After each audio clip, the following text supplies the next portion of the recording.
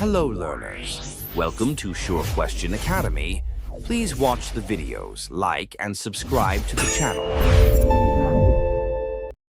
ഒരു സർക്യൂട്ടിലെ ഒരൊറ്റ റെസിസ്റ്ററിലെ വോൾട്ടേജ് കണ്ടുപിടിക്കാനുള്ള എളുപ്പവഴി അറിയാമോ?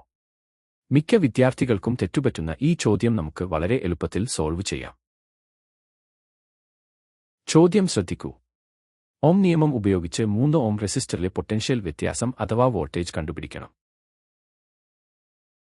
കീ അടയ്ക്കുമ്പോൾ ഈ സർക്യൂട്ടിൽ എന്ത് സംഭവിക്കുന്നു എന്നാണ് നമ്മൾ നോക്കുന്നത്. ഇവിടെ 3 റെസിസ്റ്ററുകൾ ഉണ്ടെന്ന് ശ്രദ്ധിക്കുക. നമുക്കിത് ഘട്ടം ഘട്ടമായി ചെയ്യാം. ഒരു ശ്രേണി അഥവാ സീരീസ് സർക്യൂട്ടിൽ കറന്റ് എല്ലായിടത്തും തുല്യമായിരിക്കും. അതിനാൽ ഈ 3 ഓം റെസിസ്റ്ററിലെ മാത്രം വോൾട്ടേജ് കാണാൻ ആദ്യം സർക്യൂട്ടിലെ ആകെ കറന്റ് കണ്ടുപിടിക്കണം. ഓം നിയമപ്രകാരം ആകെ വോൾട്ടേജ് V = ആകെ കറന്റ് I ഗുണിക്കണം ആകെ പ്രതിരോധം R.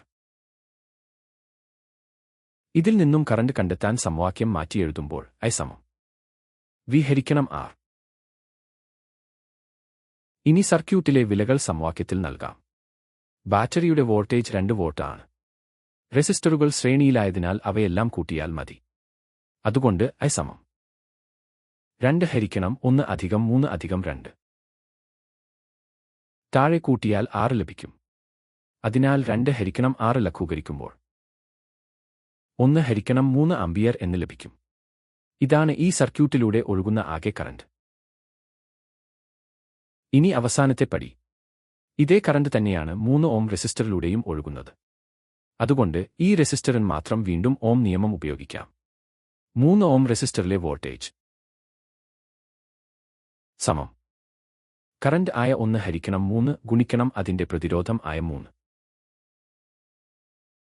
ഇവിടെ മുകളിലും താഴെയുമുള്ള 3 വെട്ടിപ്പോകുമ്പോൾ നമുക്ക് കൃത്യമായി 1 വോൾട്ട് എന്ന് അന്തിമ ഉത്തരം ലഭിക്കും. വളരെ എളുപ്പമല്ലേ? ഇതുപോലെ യുക്തി മനസ്സിലാക്കി ഓരോ പടിയായി പഠിക്കുന്നതാണ് പരീക്ഷയിൽ വിജയം നേടാനുള്ള രഹസ്യം. നന്നായി പരിശീലിക്കുക. Happy learning.